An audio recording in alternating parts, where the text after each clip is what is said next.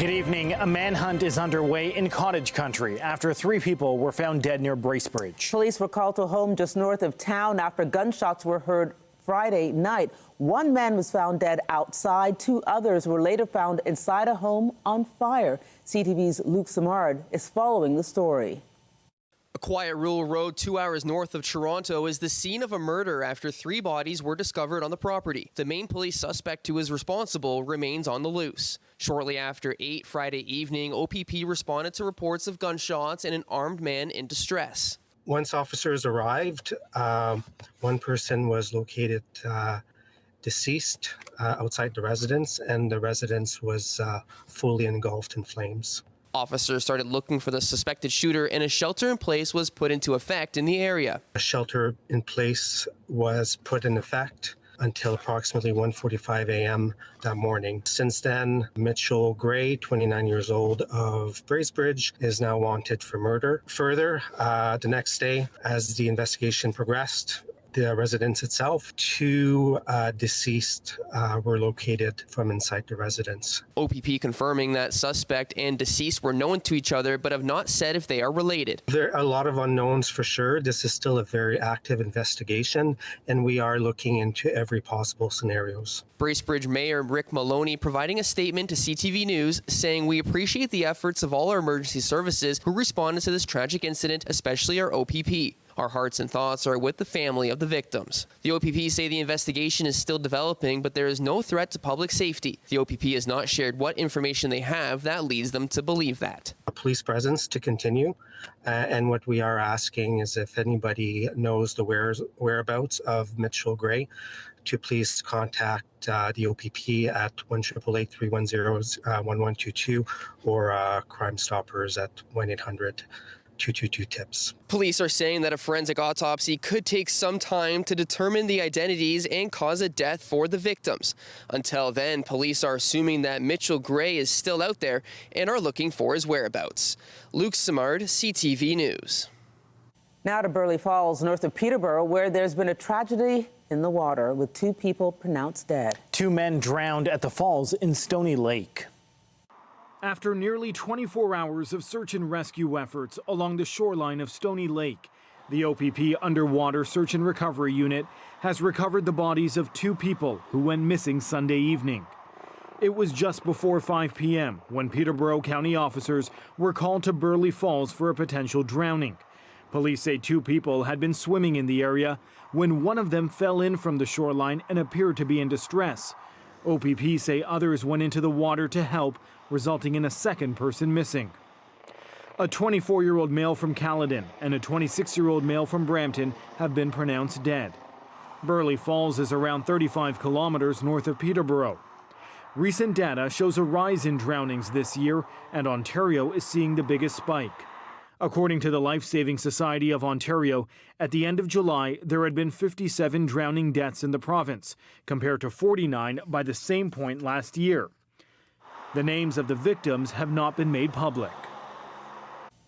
There's been a rescue after a jet ski crash off Etobicoke in Lake Ontario. 2 people were rescued this afternoon. The pair were brought to shore after emergency crews responded to the Lakeshore and Park Lawn area. The Toronto Police Marine Unit located the 2 men offshore after a reported collision involving jet skis sometime before 3:30.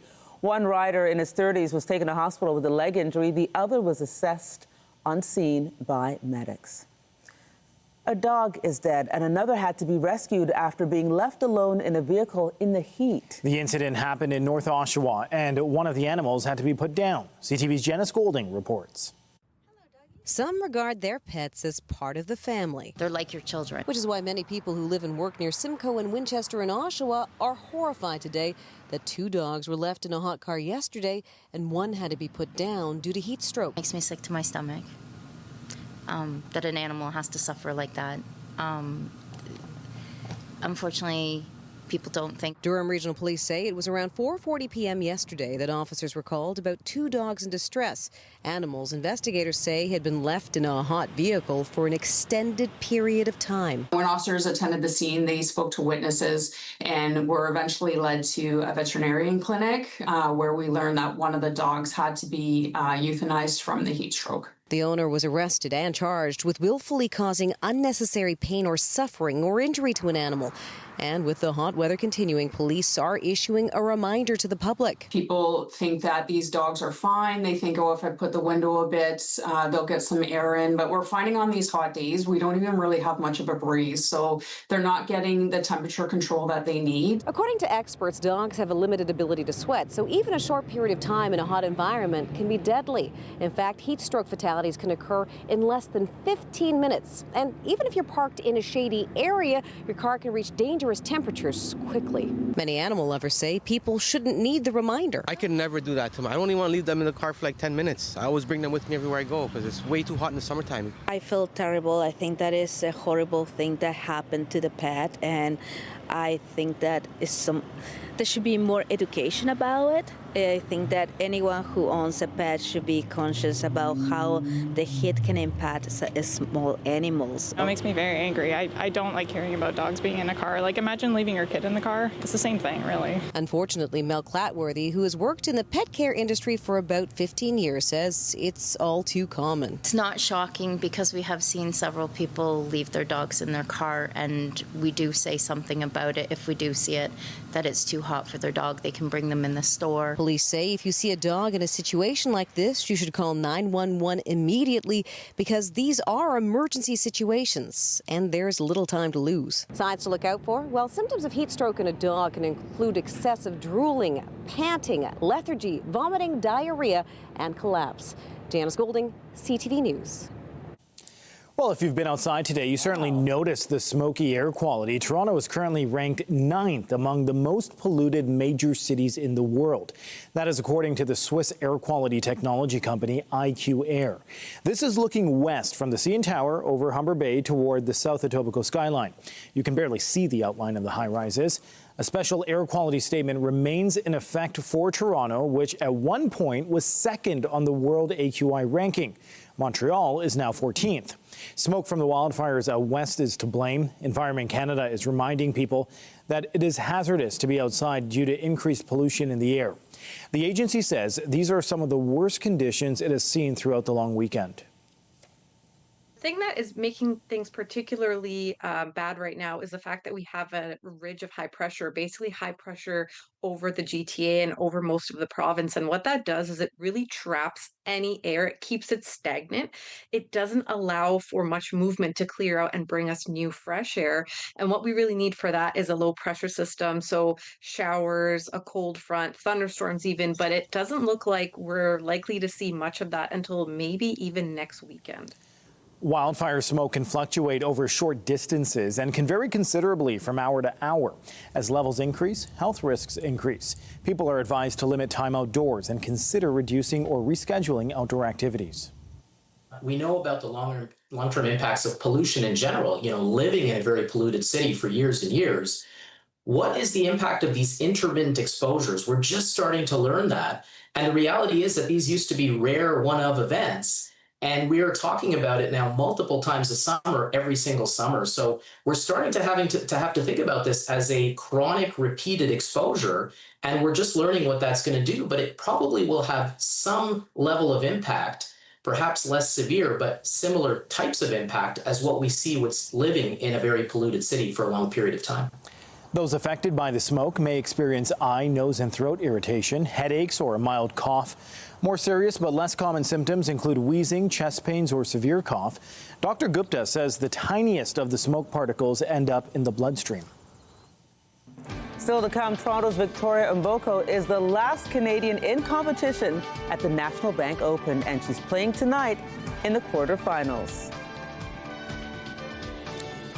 We'll bring you that story in a few minutes, but first, let's continue to talk about the smoke because it continues to be an issue throughout this long weekend, and it's going to continue to be a factor as we head into the work week. I want to bring in one of these boards. It's our drifting smoke board, so you can actually see just how much of the thick of it we are in right now because of the wildfire smoke in northern Ontario and west to the prairies. This is where we stand right now, but as the graphic continues to move, you'll see that smoke start to make its way north throughout the week. Now, by Thursday, Friday, and Saturday, we do get some reprieve, but it is going to be severe over the next couple of days. The air quality health index that we talked about is currently at a 6. That's moderate risk. It's going to get worse tonight. We're going to get elevated into a high risk and then drop it down to 5, which is a moderate risk.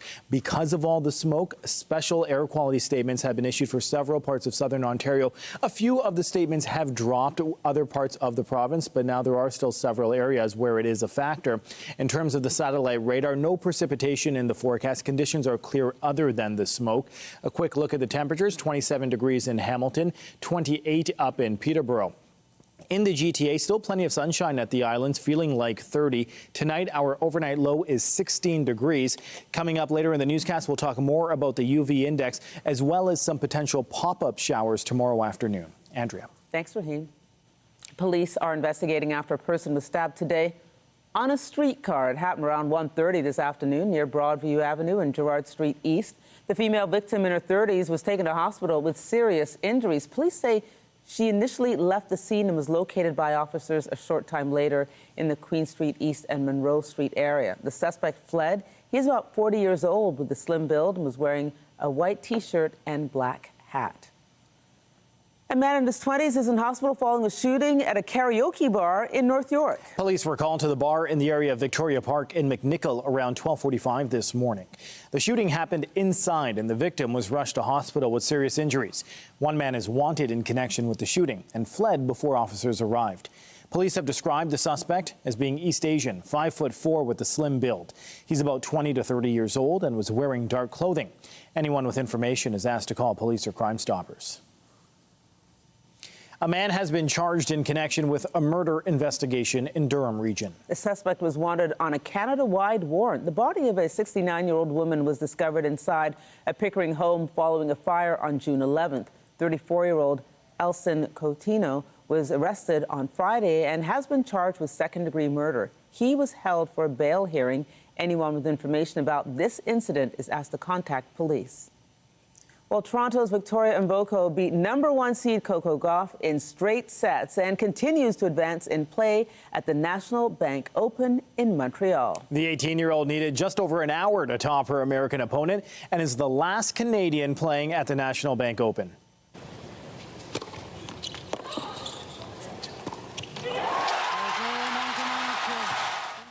The rising tennis star has made it to the quarterfinals with a dominating victory over Gauff on Saturday. Mboko beat Gauff 6-1, 6-4 in 62 minutes, and she will now take on Jessica Buzas-Maniero of Spain tonight. CTV's Anastasia Dextrine reports. A tremendous recovery. She's climbing the charts. She's doing really well. That's very exciting. And she's finding a place in Canadian hearts. I was expecting Leila Fernandez, like everybody, and then I started following Victoria Mboko. And God, is she good at 18 years old?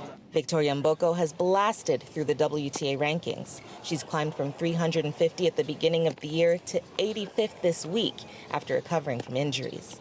What a great rally. Ended like that. Mboko was born in North Carolina but moved to Toronto as a young child. She began excelling in tennis in the U14 circuit. Now 18, she began her 2025 season with an impressive streak. 22 consecutive wins that marked the most by a Canadian woman since 1994, when the International Tennis Federation began keeping score. And Tennis Canada's Valérie Tétrault says Mboko is one to watch. There's some things that you can learn, obviously, as a tennis player, but in terms of, the champions that we see in tennis and in any sport, it always feels like, there's something special about them. And it needs to be in you, and I think she has that in her. Mboko last matched against the American in Rome this year. It's always great to play such incredible athletes and incredible players like her. As for fans, they hope to see Mboko dominate the sport for years to come. I think she'll be great. Good luck, Victoria. Do it for all of us. Anastasia Dextrine, CTV News.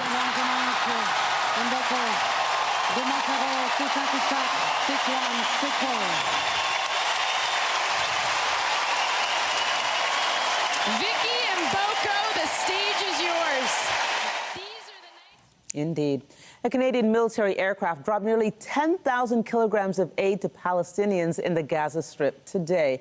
Mark Carney posted this photo of the relief supplies. The Prime Minister says the humanitarian disaster in Gaza is rapidly deteriorating. He added that Canada is intensifying efforts with international partners to develop a credible peace plan and will ensure aid moves forward at the necessary scale. Now, Global Affairs said today that Israel's ongoing aid restrictions are in violation of international law and must end immediately.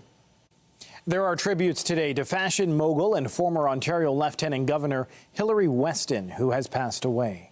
Weston's family announced her death in a statement without providing a cause.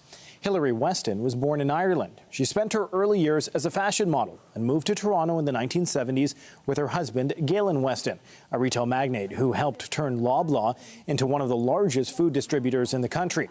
In 1997, Hilary Weston became Ontario's Lieutenant Governor and held the role until 2002. She is survived by her 2 children. Ontario Premier Doug Ford is offering his condolences, sharing a statement saying Hilary Weston was a trailblazer and devoted public servant. Ford says Weston served Ontario her entire life, including as Lieutenant Governor, a philanthropist and business leader. Popular 1980s actor Lonnie Anderson of the hit TV series WKRP in Cincinnati has died. Any calls? No. Messages? Nope. Mail? None. Okay. How about lunch? No lunch either. Dinner? Busy. Okay. How about later at my place? You're married, Herb. Anderson's publicist says Anderson passed away at a Los Angeles hospital after battling a prolonged illness. She earned 2 Emmy Awards and 3 Golden Globe nominations for her role as the savvy receptionist on 4 seasons of the sitcom WKRP in Cincinnati. Anderson went on to appear in dozens of movies, including the 1983 film Stroker Ace, where she met and married Burt Reynolds, who she would later divorce in the mid-90s. Lonnie Anderson was 79, almost 80, just a few days away. Now to Wasaga Beach and concerns being raised by some environmental groups. The concerns come in the wake of a proposal to transfer some of the beach's provincial parkland to the municipality of Wasaga Beach. According to Wasaga Beach Mayor Brian Smith, the Ford government is considering transferring less than 60 hectares of land back to the town, in a move he says would allow it to create an iconic all-seasons destination. Smith says roughly half of the proposed land, including beach and environmentally sensitive dunes, would be preserved. He says the other half of the land would be reimagined, and talks are already underway with conservation organizations. But Environmental Defense says it's an environmentally sensitive area, and the proposal could open the door to other land transfers. In addition to removing lands from the park that they've announced, they're also planning to make changes to the Parks Act, which we assume, because we have not seen the wording yet, to make it easier to remove lands from all provincial parks. So it's both the specifics of removing this very sensitive beach area from a provincial park, the most visited provincial park in the province many years, as well as making it easier to do this for all the rest of our parks across the province. A statement from a spokesperson for the Minister of Environment, Conservation and Parks says the claims are categorically false and there will be no changes to the Provincial Parks and Conservation Reserves Act beyond those being considered in the Environmental Registry of Ontario posting. Now to the Toronto Blue Jays with the team in Colorado tonight after a rare home game loss. The Jays were looking for the series win against the Kansas City Royals yesterday. To right center, a base hit. And 2 runs are in to score.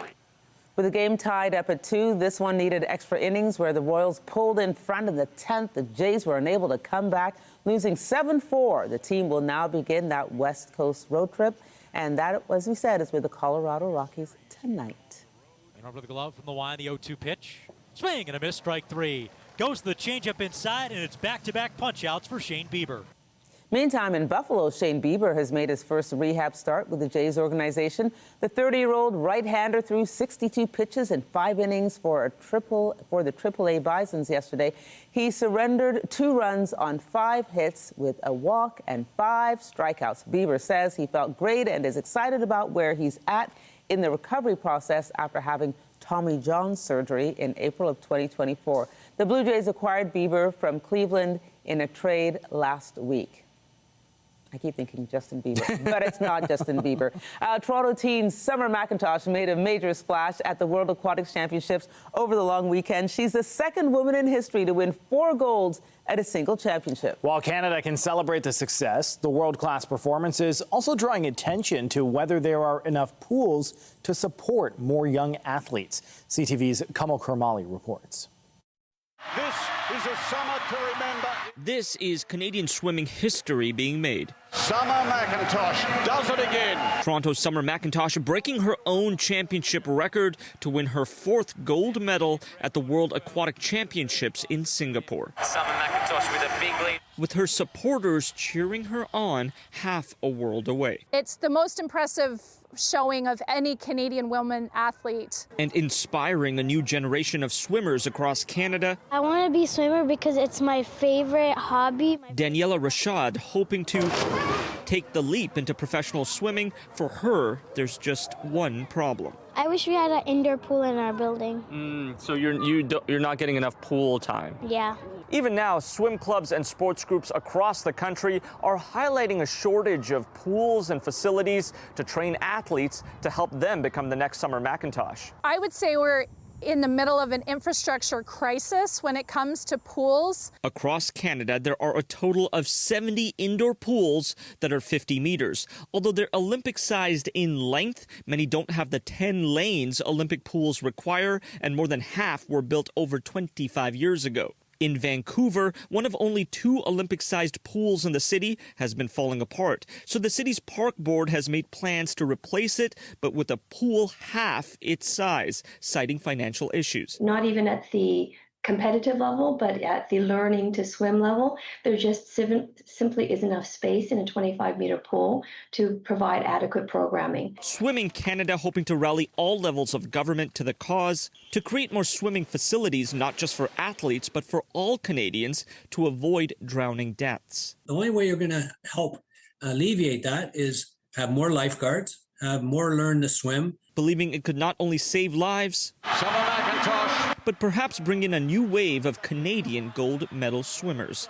Kamal Karamali, CTV News, Toronto.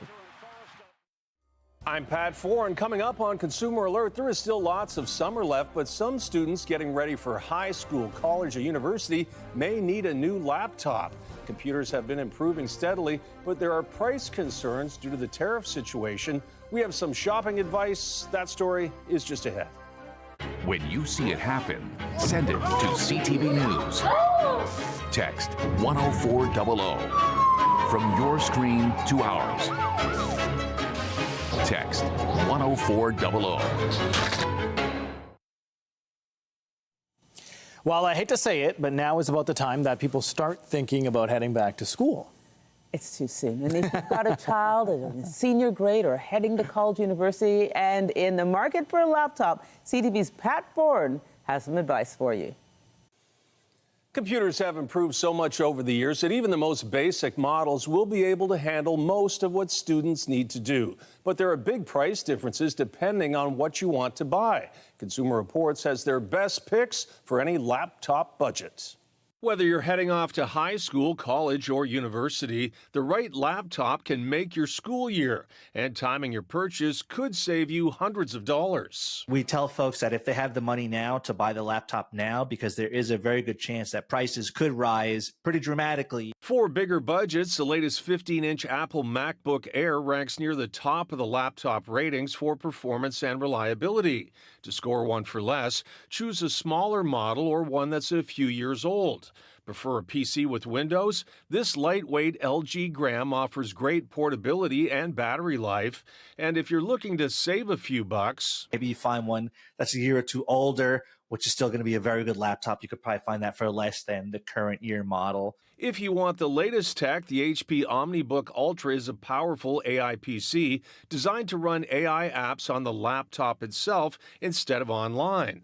And although it's pricey, there are ways to save. Generally speaking, don't just buy it from the first store that happens to have it. Take your time, give it a couple days and shop around at different stores, and it is very likely you'll be able to find a better price somewhere else. And if you want to get the biggest bang for a small budget, this lightweight Lenovo Chromebook weighs next to nothing and delivers 19 hours of battery life. Another smart option, refurbished laptops sold directly from Apple, Dell, HP, and other trusted brands. They go through full inspections and often include a 1-year warranty.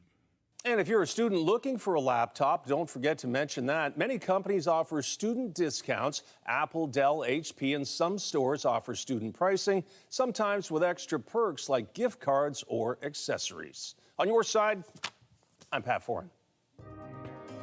If you have a consumer story idea, email us at alert@ctv.ca. We're just joking that Raheem remembers getting a laptop when he was in school, and when I was in school, they didn't have laptops. They weren't invented yet. So it was notepad and paper. Yes. Note taking must have been like hard. Like, how do you keep up with the slides and the stuff? Or I didn't really keep up. That's why I'm in journalism, folks. No, I'm just kidding. Yeah, I was about to say, we're in the same spot no matter what. It wasn't going to be math or sciences or anything. No, me STEM neither. was not going to be for, I guess they call it STEAM now. But it's, so you can imagine how excited kids would be. And now they're doing AI. You heard one of the things where AI, they can probably do the note taking for you. I know, what a world. I know. Let's talk about the weather. Temperatures, it is comfortable. However, the conditions are certainly smoky and hazy. Right now in the city of Toronto, 27 degrees, a touch of humidity, feeling like 29, feeling like 30 in Kingston. Our overnight lows are right on pace in terms of normal. For Toronto, 16 degrees, normal is 17 for this time of year. As we wake up tomorrow, plenty of sunshine. By 9 a.m., it'll be 22 degrees. But as I've talked about earlier, we are going to be dealing with the smoke, and that's going to continue to be a factor for most of the work week. The UV index tomorrow, we are in the very high range. Everyone is at an 8 except for our friends in Windsor. They are at a 9, so certainly monitor and be mindful and limit your time outdoors and make sure to stay hydrated. Tomorrow's highs in London, 29 degrees, feeling like 33. Parry Sound, 29, feeling like 34. And a touch warmer in Kingston, feeling like 35. This is your forecast radar as we make our way to tomorrow afternoon at around 3 o'clock. This is where we could see some pop-up showers, not necessarily in the downtown core, but in and around there, Niagara Falls, London, and up in Owen Sound. As we continue to move forward to Wednesday evening, again, around that Owen Sound, Bancroft, and even Kingston, there could be some pop-up showers. Something to be mindful of. It's not going to be a washout by any means necessary. We've talked about the heat. Right now, it's quite comfortable, but take a look at this upper air pattern. Those deep reds, that is the very hot and sticky temperatures. And as we continue to make our way later into the week, into next week, that is when you see that it starts to get uncomfortable. And we'll show you that right now as we get into the 7-day forecast. We've talked about Tuesday. Wednesday, there's a 30% chance of showers. For the most of the week, plenty of sunshine and everything's looking pretty good. Low 30s, feeling like 34, 35 by Thursday, Friday. Those overnight lows, not bad at 19 degrees, but as we get into next weekend, the humidity was going to make it feel like 37. It's going to feel like 39 next Monday, and even those overnight lows at 21, 23s, those are not great sleeping temperatures if you don't have air conditioning, so something to be mindful of. And again, next week, there could also be a 40% chance of showers. So the smoke is a factor for the next couple of days, and then we get into those really sticky conditions. Andrea. Thanks, Raheem. The Toronto Food Truck Festival continued today at Woodbine Park. The festival features more than 20 food trucks to choose from with something for everyone. There's halal, vegetarian, gluten-free options available. The Toronto Food Truck Festival wraps up tonight at 8 p.m. And the Scarborough Rib Fest is back for its 24th year at Thompson Park. In addition to the mouth-watering ribs offered by 9 different vendors, there are also rides, live music, and even a contest to determine who has the best ribs. That also runs until 8 p.m. Still to come, some new research on what may help people trying to learn math. Hey, Andrea, you should watch this. I will. CTV Science and Tech Specialist Dan Riskin will be joining us. Never too late.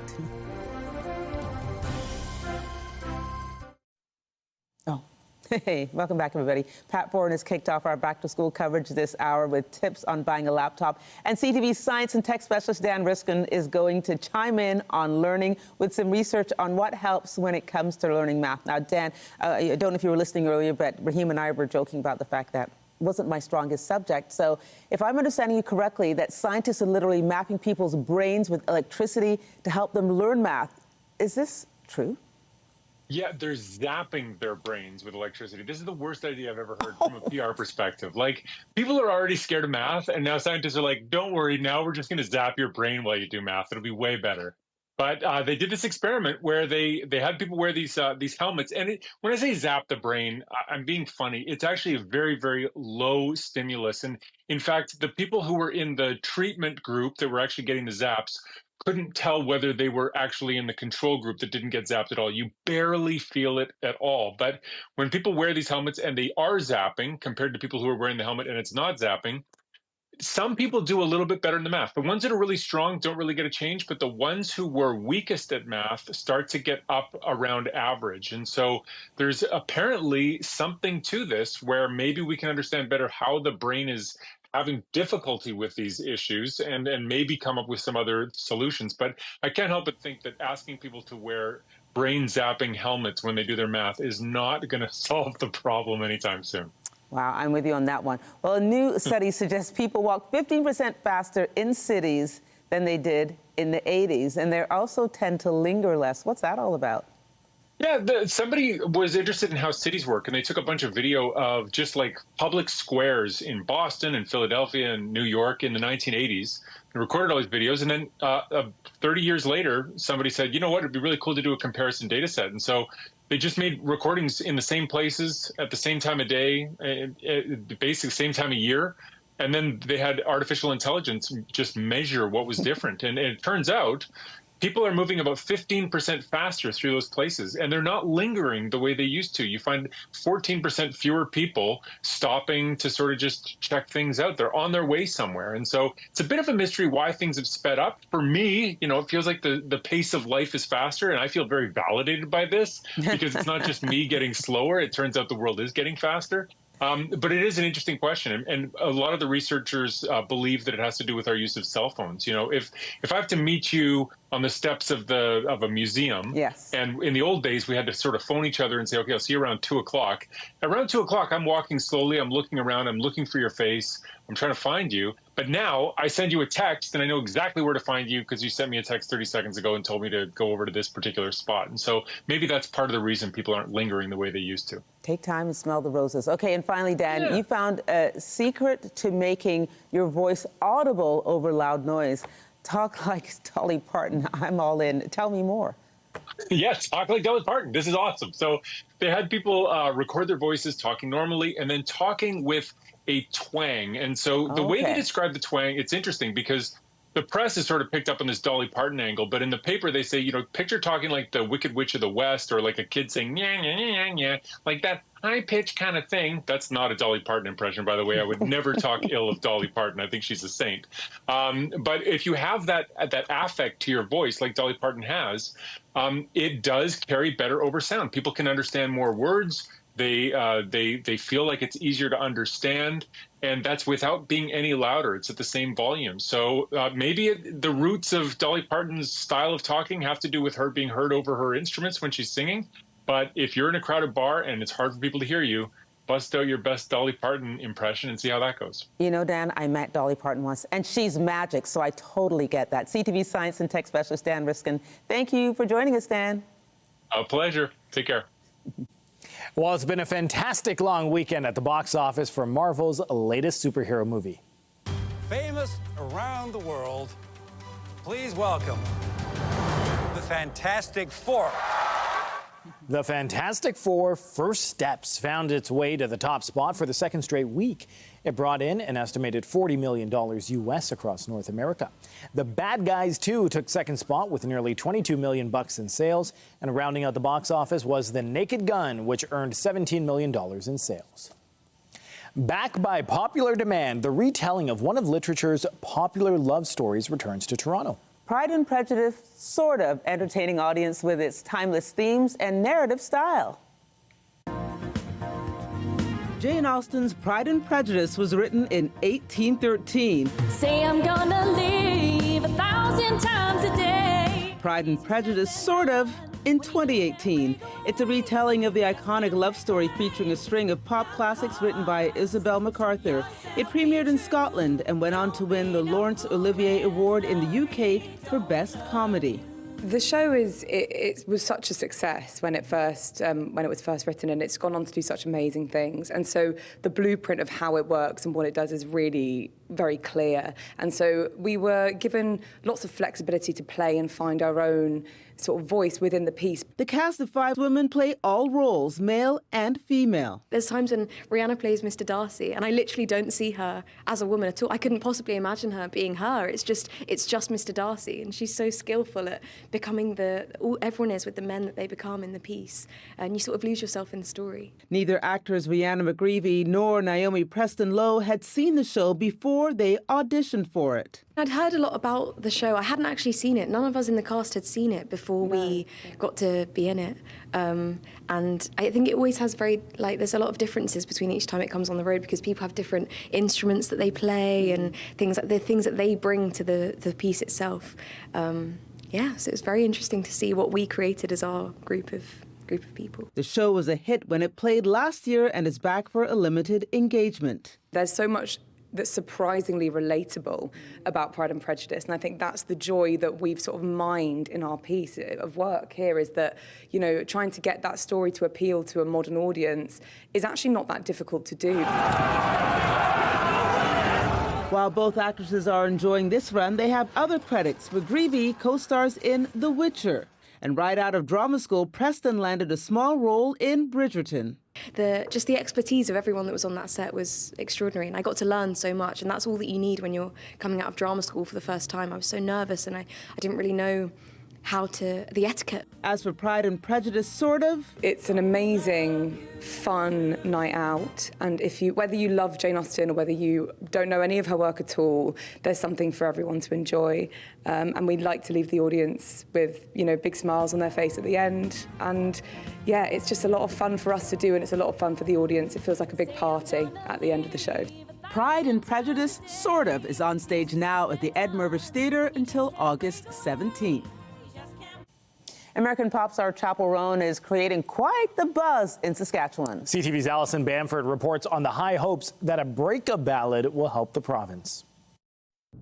Not everyone knows where it is or even how to pronounce it. It's not really a well-known place. So when American pop singer Chappell Roan sang about moving to Saskatchewan following a breakup in her newest single, fans here couldn't believe it. I thought it was cool because I love Chappell Roan so much. I kind of just thought that it was crazy. I'm moving to Saskatchewan. Chappell first performed the song titled The Subway live last summer, but the lyrics gained traction late last month when this teaser video produced by a Regina-based company went viral. We really wanted to show off Saskatchewan and make sure that we find and get footage that we feel like represents our province. Google searches for Saskatchewan are up, and more people are mentioning the province on social media. Trends tourism Saskatchewan is hoping to capitalize on. We don't know if it's going to translate into more visitation, but anything that brings more profile and attention to the province is always a good thing. The queer singer is also getting a warm welcome from members of Saskatchewan's 2S LGBTQ+ community. The province's first openly gay MLA penned a letter to Chappell's team pitching a collaboration on an act of joyful queer resistance in the province that offers an unapologetic middle finger to bigotry. We want to see queer and trans youth affirmed and supported in schools, and I think Chappell's voice might be able to lend a little bit of weight behind that. And there's hope the singer might take up the offer to at least visit the province, saying this in an interview with celebrity journalist Nardwar in December. I can't sing a song about Saskatchewan and not go there and play a show. There are no Canadian tour dates yet, but fans hope it's a promise she keeps. Alison Bamford, CTV News, Saskatoon.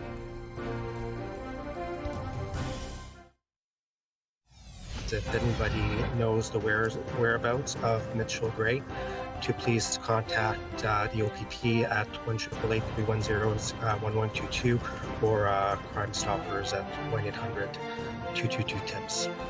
Updating our top stories, a manhunt is underway in Cottage country for a 29-year-old murder suspect after 3 people were found dead inside a Bracebridge home. Police say the victims and the suspect were known to each other but couldn't confirm their relationships. People think that these dogs are fine. They think, oh, if I put the window a bit, they'll get some air in. But we're finding on these hot days, we don't even really have much of a breeze. So they're not getting the temperature control that they need. A dog is dead and another had to be rescued after being left alone in a vehicle in Oshawa. The owner now charged with willfully causing unnecessary pain or suffering to an animal. I think she'll be great. Good luck, Victoria. Do it for all of us. And teen tennis phenom Victoria Mboko will look to advance to her first WTA semifinal at the National Bank Open in Montreal tonight. The 18-year-old from Toronto is taking on Jessica Buzas-Minero of Spain in her quarterfinal match after beating #1 seed Coco Gauff. Remember to keep up to date day and night on ctvnewstoronto.ca and by downloading the CTV News app. And if you have a news tip, photos, or video of breaking news, let us know. Well, days after the deadline to get a trade deal done, the Prime Minister and those at the negotiating table couldn't be more clear. Their focus is on what is happening inside our borders, instead of finding a way to smooth tensions across them. CTV's Colton Prale has more on Mark Carney's Canada-centric priorities.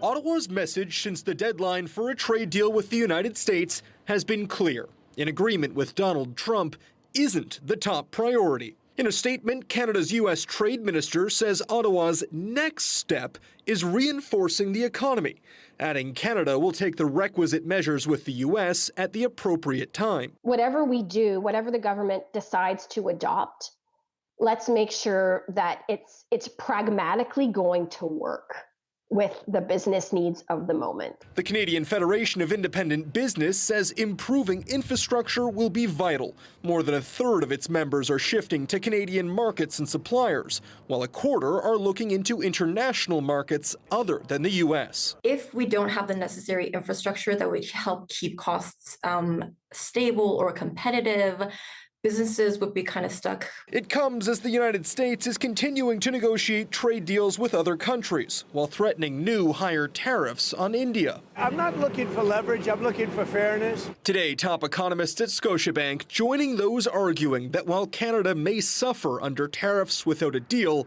it's better than agreeing to a bad one. Well, we're going to have damage. I mean, we're damaged already. I mean, partly, by the way, we're going to be damaged by the downfall of the U.S. economy. You can see all the signs that it's tanking. Canada's U.S. Trade Minister says recent meetings in Washington were cordial and constructive, and he remains optimistic that a deal can be done. Meanwhile, the country's finance and foreign affairs ministers are both headed to Mexico this week to meet with President Claudia Sheinbaum. Colton Prale, CTV News, Ottawa. President Donald Trump is defending his decision to fire the Bureau of Labor Statistics Commissioner in the fallout of a weaker than expected U.S. jobs report. We'll be announcing a new statistician sometime over the next 3 or 4 days. We had no confidence. I mean, the numbers were ridiculous, what she announced, but that was just one negative number. All of the numbers seem to be great. Trump's administration has been facing growing criticism over the move, as critics say it undermines the public's interest in federal agencies. There are calls for Congress to investigate the commissioner's removal. The Business Report is brought to you by Canadian Western Bank, the bank built for business.